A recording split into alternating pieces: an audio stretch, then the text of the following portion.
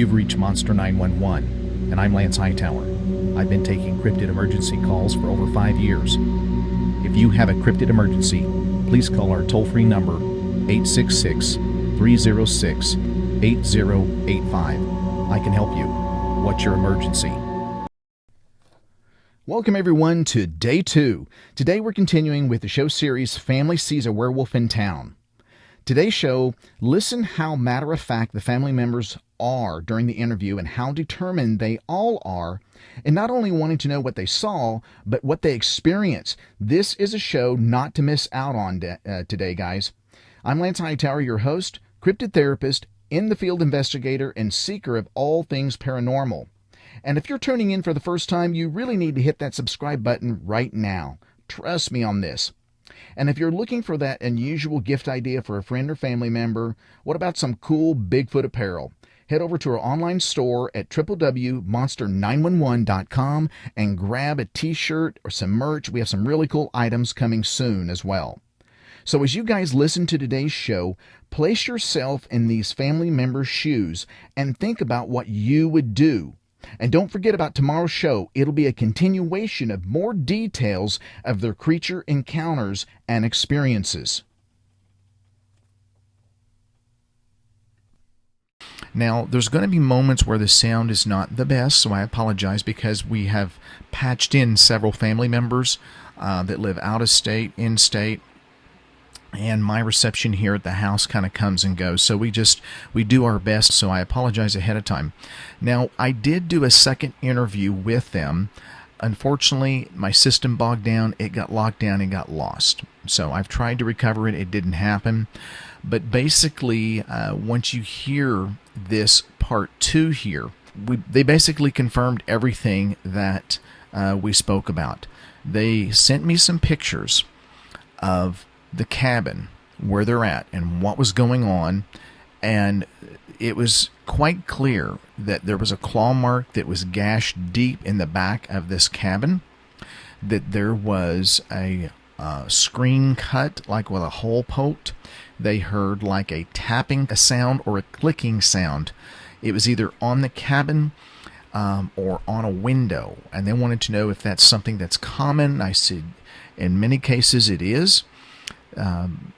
I dump a lot of things on a person all at once, but I don't want to put the fear of God in them. In some ways I do, in some ways I don't. You kind of know what I'm talking about here. But in order for me to give them the truthful information, I have to unload a lot of information fast. I don't have time to dance around to soften it up. I just have to say, this is what it can do. They can't be trusted. So our opinions, when I got through, the part that I lost basically was that it's still hanging around out there. One of the ladies, her husband recently saw a dog-like creature running out in the field in midday. So we believe it's still hanging around this area. They did say that they would have no problem me investigating, but I need to contact the proper family member to do so. But we didn't see any roadblocks or obstacles with that, so we're going to go through the proper channels to do that. And I'd like to do it over several times, not just one time, but I'd like to take the gang out there and just start at the location where the initial sighting was at and kind of work our way and expand our way out and just see if we can come up with any structures, prints, markings of anything like territorial markings, tree breaks, anything like that we can find out how many exist out there, and if anything, get something captured on film or footage, and so we can bring to you guys. You guys will get the exclusive footage. I'm not going to put this on YouTube, on a public domain. It'll be just with you guys. So any footage that we get, you guys will get first. I'm not going to put this on any public site. It'll be private only. So that way it doesn't get into a lot of issues, because it'll probably be taken down by YouTube. You know, most of the stuff, we put some things on there that was always taken down. So you guys are getting content. Some of the content had been taken down. So that's the great thing. Not only does your support help the show, which we can help others, but some of the content you're getting was banned from YouTube. So No one ever gives you a reason, but we kind of have our suspicions, obviously, as well as the same suspicions you would think so, too. So we're going to go out there and we're going to do some filming. In the meantime, I got another late night message left here in Oklahoma, just outside of Tulsa, of a young lady at her grandmother's that had a close encounter with an upright, walking, huge canine creature. So we can assume it was a Dogman. She did a little bit of investigation online. She was very freaked out. Her dog that she was walking at the time, a pit bull, she believes personally it kind of saved her. It kind of stood between her and this Dogman creature. It stepped over a fence as it was advancing, and she said it clearly walked over the fence. It didn't even touch it.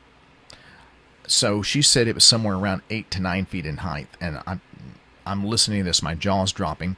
I'm going to speak with her tonight and try to, I have a seminar to go to this weekend, so I'm going to try to get this show out as soon as possible to you guys here and get this out so you're not waiting until the following week. All right, so again, I did follow up with a second hour-and-a-half interview with these ladies, but I lost it all. But we basically repeated some of the encounters, the one in town, the one on the highway, and the one at the cabin. There was a gash in the back of the cabin. You could tell it was like a nail. There was a hole poked in the screen. Clearly, it wasn't like a human poked. It looked like a cut, like if someone had a sharp knife blade first and then went down, which a finger could go through. And then there was like 4 muddy fingers of a hand that swiped the back of the cabin. There was a wooden fence around the front of the cabin, so there's no horses or anything that are capable or cattle getting up front. But they did hear something clearly walking very heavily up at the porch. I gave some recommendations on some solar motion activated lights that are very bright that I have at my house now. Since I didn't really see any in the photos they had, I also recommended infrared game cameras around the perimeter of this cabin. The cabin is not in use frequently. It's just used as a small little getaway with the owners of the property. So I recommended that they put these game cameras up around high, not at waist level, but high up, so this would be an easy deterrent. They seem to be a deterrent when you put these game cameras up. They may not know they're a game camera, but I believe that they see the infrared and stay away from the infrared. There may be other reasons, but at least that's one that we can go with, that most predators can see in different spectrums of light, and we believe that they can see in this infrared spectrum, whereas humans cannot. So those were some suggestions that I had. Around the perimeter of this cabin, it's really not thick with woods, so they don't have any tree trimming really to do much. The foliage or the canopy of the trees is already up high enough. They're surrounded by open grass areas, so it's not like it's thick in the back, and there's no heavy shrubbery to cut around under the windows or around anything can really hide. There was no prints. It's been raining quite a bit, but I did say that they need to look for prints if such a situation like that happened. They had a propane bottle that was bungeed up in the back. That bungee was cut. They said that, and again, the gash in the back in the cabin wood, and this is the cabin that shook. Something hit the cabin and the whole cabin moved. And they also believe there was something underneath the cabin. So we're going to finish up that first interview that I did. It was about a 2+ hour interview, and that'll finish out the series here. But listen intently here on this one, because again, these people had no clue that now they had an incident happen on the highway some years ago, and they really didn't talk about it a lot. They just kept it within their circle. And then they had the incident happen in a town in Oklahoma, not too far out of Tulsa. And then they had this July 4th incident at the cabin. So let's go now to that interview. Again, these ladies, they didn't know really what they're dealing with, so we were just in conversation. And then I'm going to follow up with one of the ladies on their property to do a ongoing investigation, and you guys will be the first to get any information on that, and we'll follow up. We'll do some video and some audio with that. So let's go now to that first interview, which is now part 2 Show 82. You guys take care, and until next time, this is Lance with Cryptid Brothers Investigations of Oklahoma. Take care, guys.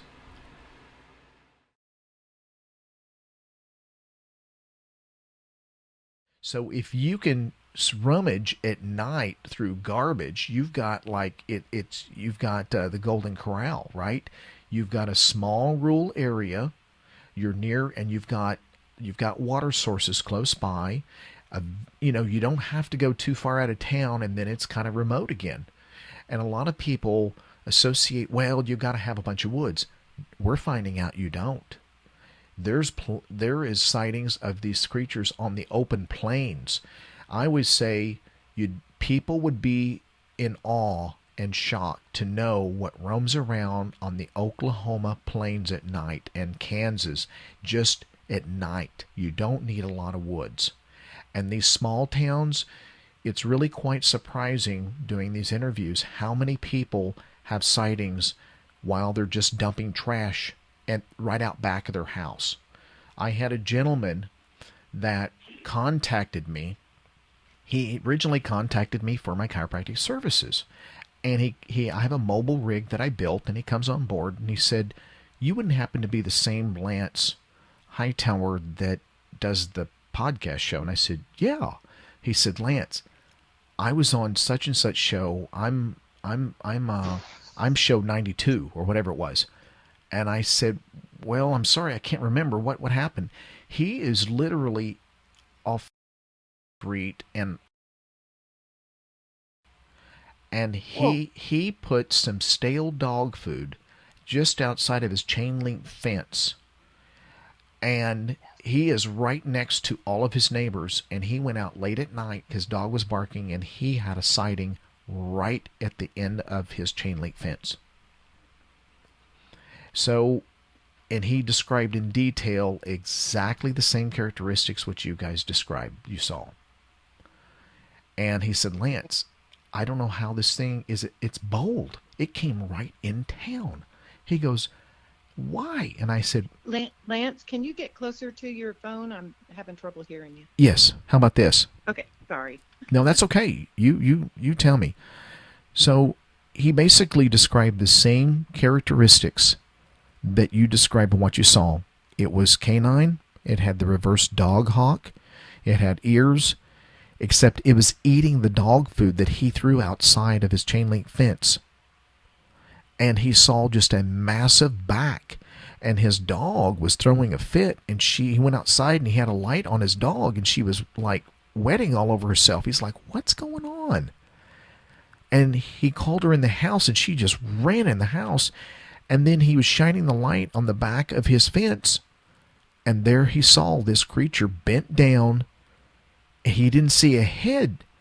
And then he walked down his stairs, and he can adjust the brightness of his light, and he really amped up the intensity of his light. And when he did that, the head, he got a profile. This upper body turned, this torso turned, and he said, Lance, what it did next, you're not going to believe. I said, what? And he said, it shook its head no, like shook its head back and forth, and then it went back to eating, and then 10 seconds later, it got up on all fours. It's like it stretched, and then it just took out. It went down the alleyway, and it just was like lightning. It took out down the alleyway in the darkness. And so I went to his house, and I measured the length that he told me and the height. And on all fours, I think it was 58 inches in height on all fours to the wither of the back. And while it was on its bottom eating, he said it was right at about 5 feet. It was massive. And that was right here off the street. God. So wow.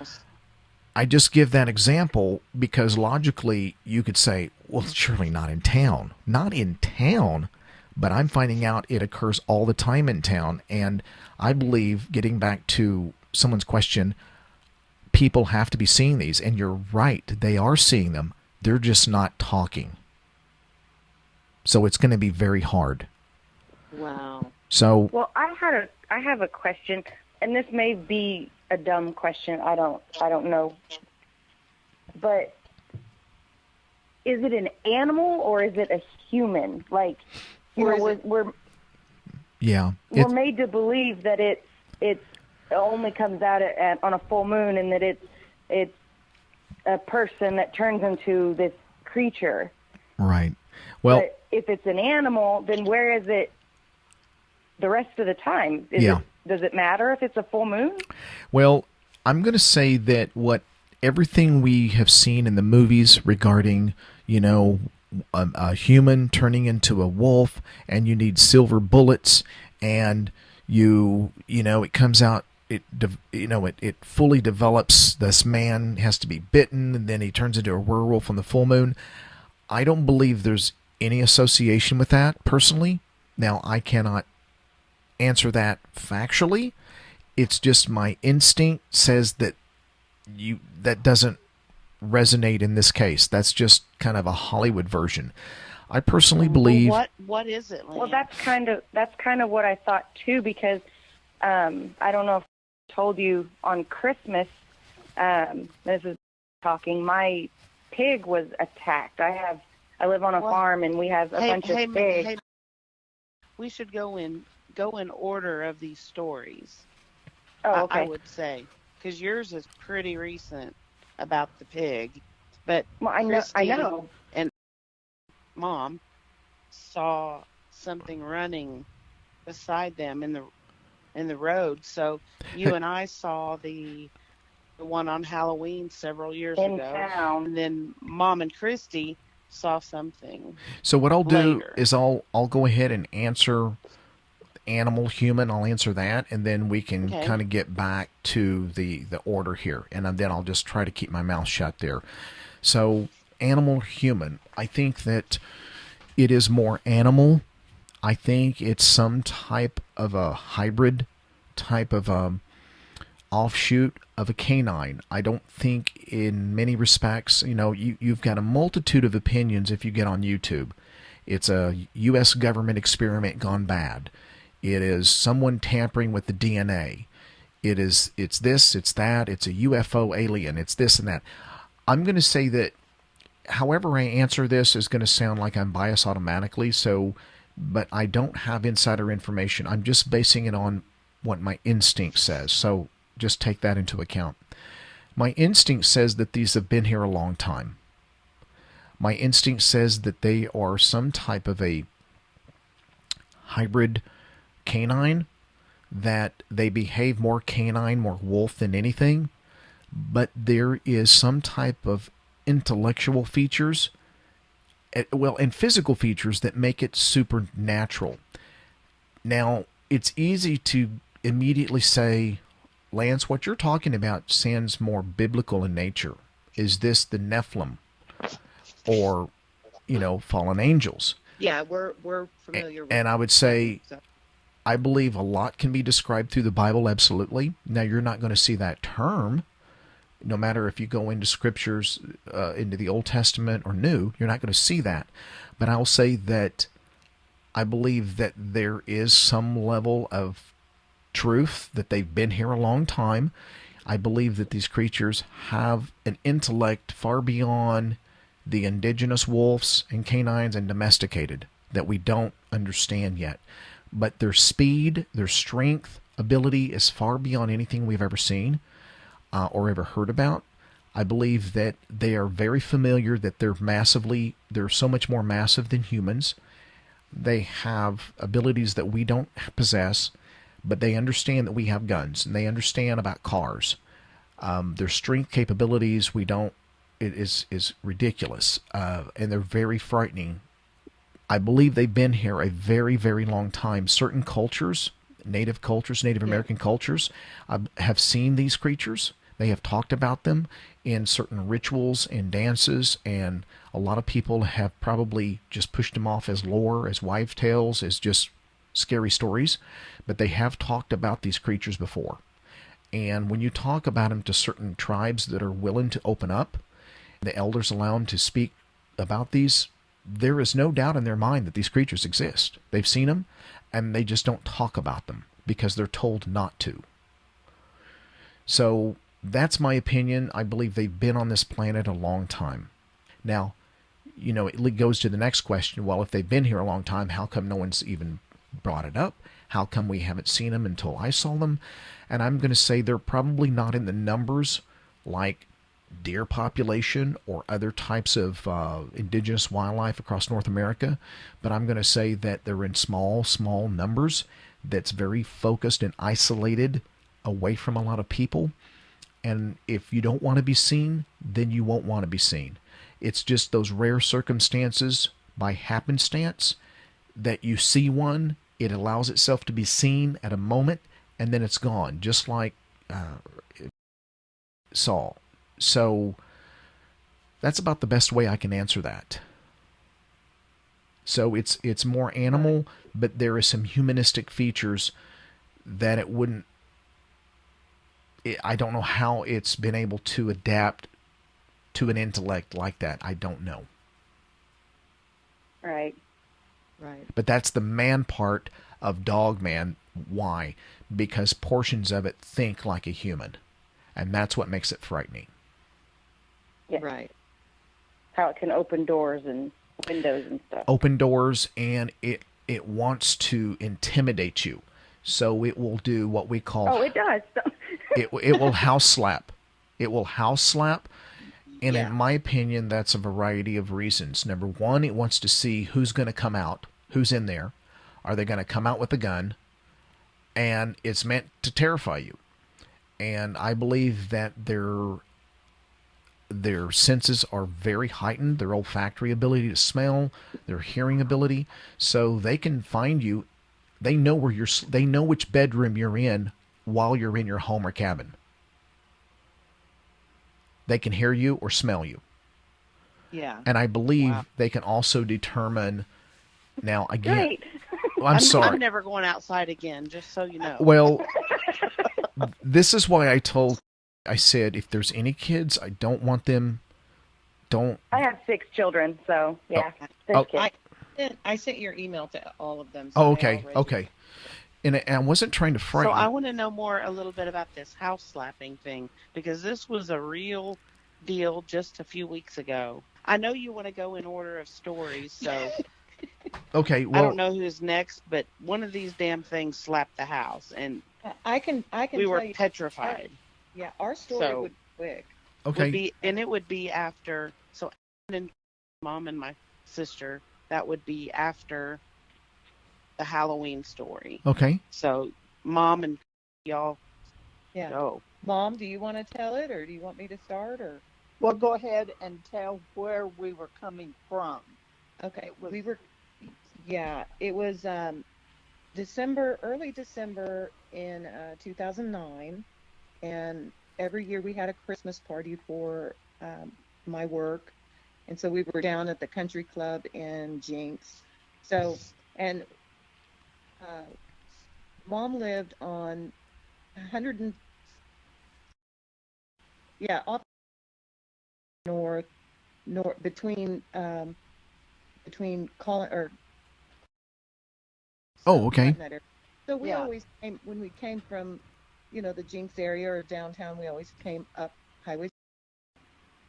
And I find it interesting that you talk about, because I can't really tell you whether we were at north, but we were definitely between north and. Your phone's cracking bad. Isn't well, Yeah. Do you? Plug it in. unplug it maybe? Did that help? Yeah, Go ahead.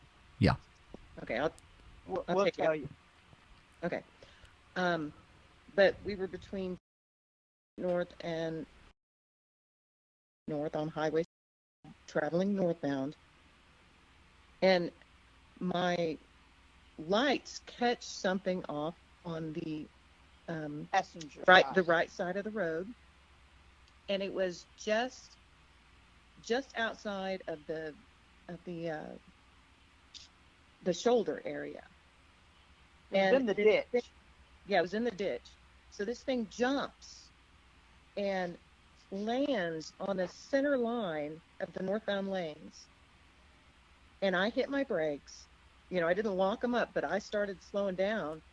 And the thing was hunched over like it had just landed out of a jump.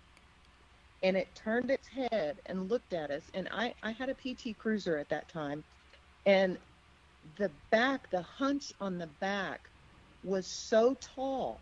You know, he's bent over. Mm-hmm. But it was so tall, it was way above my hood, the hood of my car. It looked at us, and then it jumped again. It cleared the median, which is, I don't know how far that median is. I don't know if it's, maybe 15, 20 foot median. And it's at the center lane. In one jump, it ends up in the southbound lane closest to the median. And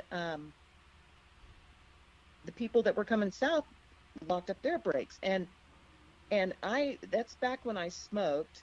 So I had my window cracked. And Mom starts yelling, roll up your window, roll up your window. And then she's like, go, go, go, go, you know, because I'm slowing down to see what this thing is. Right. And she's like, go, go, go, go, go. And so I just sped off, and we were just silent. Mm. Well, I remember asking you. Yeah. I said, did you see that? And she said, yes, I saw it. And I said, well, what the heck was it? And she said, I don't know. And I said, well, then we need to go fast. Yeah, she was like, go, go now, go. Yeah. And because it was very frightening. Yeah. It jumped from the passenger side, from the ditch in the middle to the other side. I've never seen anything like that in my life. Well, and so, you know, then we were discussing it. Well, maybe it was because it was very dark brown, very hairy, almost black. And we were discussing it all the way back to the house. You know, was this a bear? And I think I said, was it a bear? And Mom said, bears don't jump like that. No, she's right. And I said, nothing jumps like that, Mom. That's right. And I even asked her, I said, was that spiritual? Yeah. Was that something from the spirit world that these things, I guess you could say it this way. They have supernatural abilities. I believe that. It's in the size, it's in the speed, and in the strength, and being that is of this creature, they have a supernatural intellect. So that's all that together is very frightening. And you know, you don't have to be an outdoor expert to say that's something I have never seen in my life. That's not normal. Right. And we grew up in the woods, just so you know. I mean, we grew up hunting, deer camp, and and we're not crazy people. I mean, I mean a little bit, but you know. Well, I mean, we all are to a certain. What it sounds like. We're not crazy. No, I totally. We're normal. And see, a sane mind, a logical mind, that's what you assess. You know, did I see what I saw? And when you sit there, people think you're crazy. Well, that's why people. That's why you don't tell nobody. See, that's why it stays in certain circles, and you just say, we can't tell anybody. Don't even breathe a word. They'll think I'm a nut. That's right, and then you'll be ridiculed, and then they're going to say, "Oh, there's the family that saw the." You know. Yeah, they're the weirdos. That's why I'm honestly glad that it's happened with like a witness. You know, Yes. like mine was with my mother and was with her mother. And I'm glad that we have someone else experiencing the same exact thing. Yes, and that is very, very important too. When someone else can validate, I saw the same thing they saw. Right. Right. So that is very important. I'll just say one thing here, and then we can go to the next one. But I'll say that I have interviewed at least a dozen people or so, somewhere in that realm, that their encounter happened while they were driving and it was running next to them.